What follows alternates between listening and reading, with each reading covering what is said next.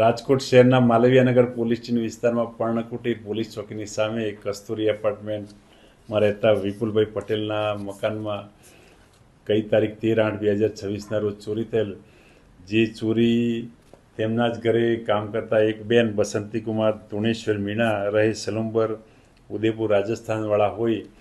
જેઓ તેમના ઘરે છેલ્લા 1 માસથી ઘરકામ તેમજ વિપુલભાઈના ફરિયાદી છે તેમની માતાનો સાર સંભાળ તેમજ દેખરેખને સેવા કરતા હોય, તેમણે ચોરી કરી અને ભાગી જઈ ત્યારબાદ સદર બેન જે ફરિયાદીના ઘરમાં કબાટમાં શું રાખેલ છે તેમજ પૈસા કે દાગીના ક્યાં રાખેલ છે તે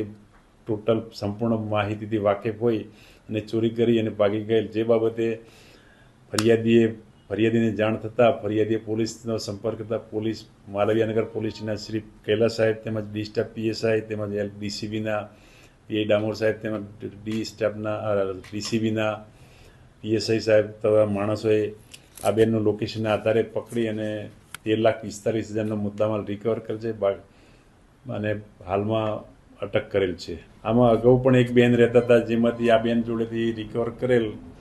તેની પાસેથી 13,45,000નો રિકવર છે અને અગાઉના બેનના ફરિયાદીના જણાવ્યા અનુસાર સોનાની 2 બંગડીઓ લઈ ગયેલ છે,